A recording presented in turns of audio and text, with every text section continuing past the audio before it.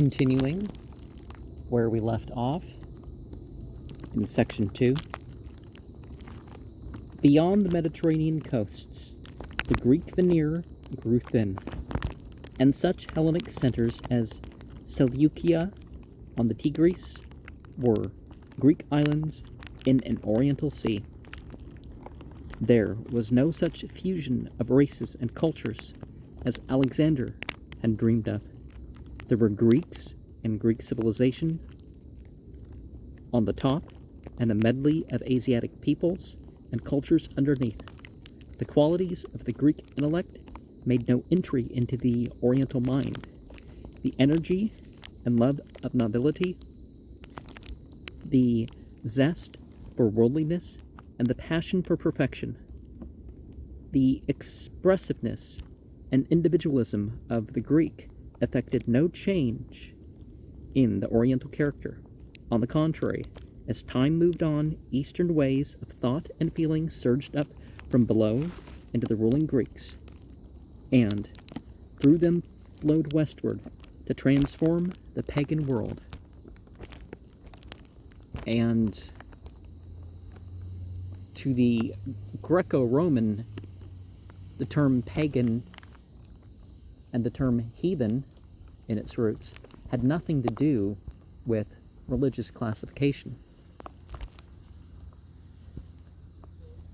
In Babylon, the patient Semitic merchant and the temple banker regained ascendancy over the volatile Helleneth, preserved the cuneiform writing, and forced back the Greek language into second place in the business world. Astrology and alchemy corrupted Greek astronomy and physics. Oriental monarchy proved more powerful than Greek democracy. And finally, impressed its form upon the West, Greek kings and Roman emperors became thought of as gods, or at least spoken of as such, in the manner of the East. And the Asiatic theory of the divine right of kings passed down through Rome and Constantinople into modern Europe. Through Zeno, the East insinuated its quietism and fatalism into Greek philosophy. Through 100 channels, it poured its mysticism and its piety into the vacuum left by the decay of the Orthodox Greek faith. The Greek readily accepted what the Orient was taking as gods as essentially identical with his own. But as the Greek did not really believe, and the Asiatic did, what the Orientals took to be gods and goddesses survived, while those that Greek did died. Artemis of the Ephesians became again an Eastern maternity goddess with 12 breasts. Some of them have a lot more than that. Babylonian, Phoenician, and Syrian cults captured great numbers of the invading Hellenes. The Greeks offered the East philosophy, which is technically a fragment of religion. The East offered Greece religion. Religion won because philosophy was a luxury for the few. Religion was a consolation for the many. In the rhythmic, historic alternation of belief and unbelief, mysticism and naturalism, religion and science, religion returned to power because it recognized the secret helplessness and loneliness of man and gave him inspiration and poetry. A disillusioned, exploited, war-wearied world was glad to believe in hope again. The least expected and most profound effect of Alexander's conquest was the orientalization of the European soul. Section 3, Pergamum. The gradual absorption of the Greeks by Asia weakened the Seleucid power and generated independent kingdoms on the edge of the Hellenistic world. As early as 280 BCE, Armenia, Cappadocia, Pontus, and Bithynia set up their own monarchies, and soon the Greek cities of the Black Sea fell subject to Asiatic rule. Bactria and Sogdiana broke away about 250.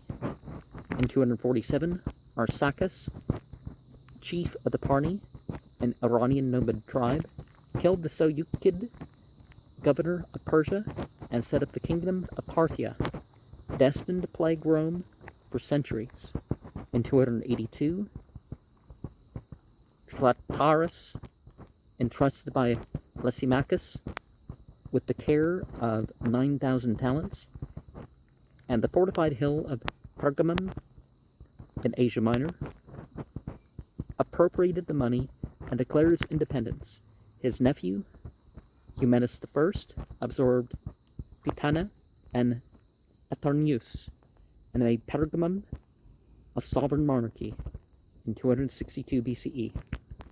Attalus I earned the gratitude of Greek Asia by driving back the Gauls who had penetrated to his city walls in 230 BCE. His eldest son, Eumenes II, continued his competent rule, but shocked Greece by calling in the aid of Rome against Antiochus III. After their defeat of Antiochus at Magnesia, the Romans gave Eumenes nearly all of Asia Minor. His brother and successor, Attalus II, distrusted the power of his sons to keep Pergamum free, and at his death in 139 BCE, bequeathed his kingdom to Rome. The little state did what it could to redeem the treachery of its birth and growth by making itself the rival of Alexandria as a center of art and learning. The wealth that came from the mines, vines, and cornfields, they mean cereal grains, they don't mean what we mean by the term corn, from learning. Cornfields, from the manufacture of woolens, parchments, and perfumes, from the making of bricks and tiles, and the mastery of North Argean trade, went not only to maintain a strong army and navy, but to encourage literature and art. The Pergamena kings believed that government and private business could fruitfully compete, supplying a mutual check on inefficiency and greed. The king cultivated large tracts of land with slaves and operated, though not as monopolies, many factories, quarries, and mines. Under this unique system, wealth increased and multiplied. Pergamum became an ornate capital, famous for its altar to Zeus, its luxurious palaces, its library and theater, its pilastras and baths. Even its public lavatories upheld the municipal pride. The library was second only to Alexandria's in the number of its volumes and the repute of its scholars, and the Pinacotheca housed, for the public enjoyment, a great collection of paintings. For half a century, Pergamum was the finest flower of Hellenic civilization. Meanwhile, the house of Seleucus had fallen into decay. The rise of independent kingdoms almost confined its power to Mesopotamia and Syria. Parthia, Pergamum, Egypt, and Rome patiently labored to weaken the dynasty by supporting pretenders at every succession and fomenting faction and civil war. In 153 BCE, just as Demetrius I was restoring vigor to the Seleucid government, Rome collected mercenaries from every quarter to bolster up the false claims of a Smartian adventurer to the throne. Pergamum and Egypt joined the attack. Demetrius fought and died heroically, and the Seleucid power fell into the hands of the worthless Alexander Phalos, the puppet of his mistress and of Rome.